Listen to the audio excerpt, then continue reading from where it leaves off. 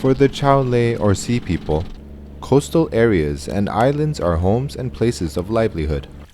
The Chao Lay read the sea and learn about the lives and movements of sea creatures. They have detailed knowledge of the creatures and their behaviors with the change of seasons and with the different winds and waves. The Mokan in Kuraburi district of Phang province told us about the season of tiny shrimp. The changing direction of the wind signifies the beginning of tiny shrimp season. When the northeastern wind, or the wind from the direction of Kang Island in Myanmar, starts to blow, we can confirm the tiny shrimp's arrival by shining lights into the water at night. We then prepare the equipment and get the boats ready. In terms of conservation, the community does not go out to catch the tiny shrimp during the night because small fish usually come up to the surface to feed, and they would become bycatch. Having such bycatch will lead to long-term decline in the number of marine animals. We have to keep checking. When we go out to sea, we check the wind and the water. If tiny shrimp come, at night they will jump when we shine a flashlight. Sometimes, when we're out in the middle of the sea, we're told by our friends that the tiny shrimp have come. Sometimes, we find them ourselves in the middle of the sea, something like this, a shoal of shrimp. And we know the tiny shrimp have arrived. It's time to prepare. During the month of tiny shrimp, we need to prepare. We need to get ready to do this, do that. Bring out the shrimp net, cut wood, make the net handle. We need to be prepared as it's tiny shrimp season. We observe the wind. Sometimes they call it the wind of Kang Island, or Liang wind, something like this, because the wind blows continuously from the direction of Myanmar. The shoal of tiny shrimp is called kungkot and appears as a red lump in the sea, similar to a red cloth. There, we'll catch about 200 to 300 kilograms of tiny shrimp.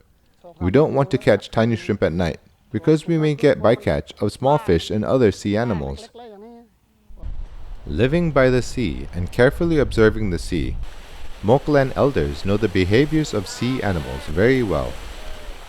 This Moklan elder uses only a small fish net, strung up between two wooden poles on the sand near the shore.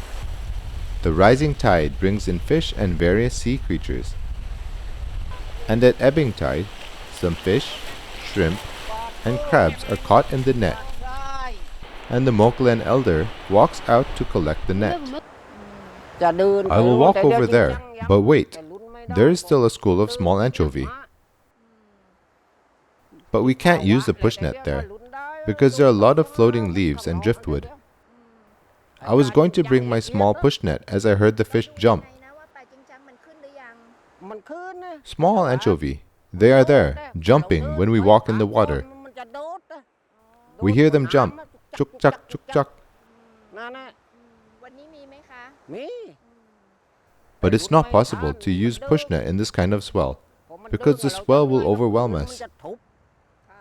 It will smash both our body and the push net until we tumble over.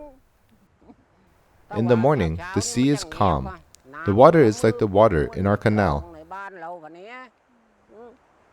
The wind is from Boa Island and Surin Islands, causing the swells and breakers out there. The wind and waves have a great effect on the Chao Lay's lives. The Moklan have names for waves according to the characteristics they see, such as swells, long waves, and egret wings waves. Uncle Lay tells us more about these waves. These waves are called egret wings waves, and those are called long waves.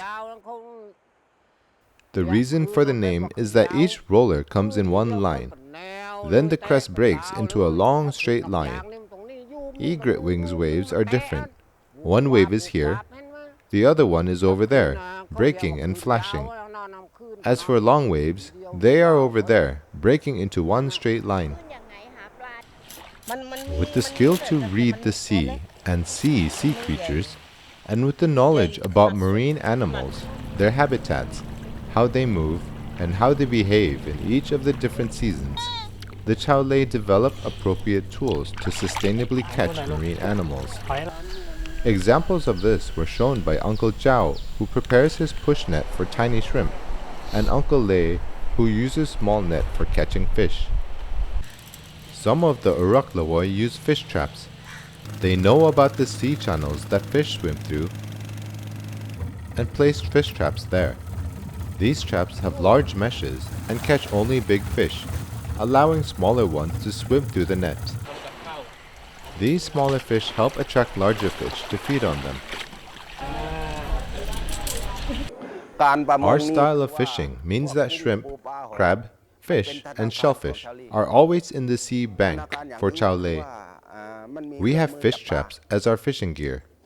We place fish traps on the sea floor over here for 7 days, and then in another area for 7 days. We trap a lot of fish, but exclude smaller ones.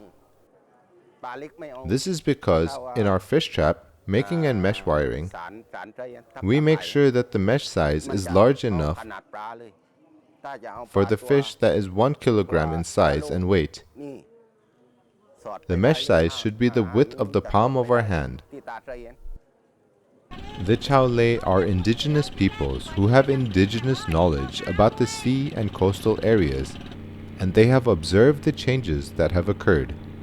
In assessing the coastal environment, the Chao Lay are therefore an important part of this assessment. From the ability to read the sea and see sea creatures, as well as their valuing the sea as their bank, it is clear that they entrust their lives to the sea. This gradual and sustainable withdrawal of natural resources, together with promoting rehabilitation and reproduction, enable the Chao Lay and their lives to maintain this delicate interdependence. However, there are several other factors that affect marine and coastal ecosystems and resources, which we will continue to learn from the Chao Lay and other small-scale fishers during this NEA project.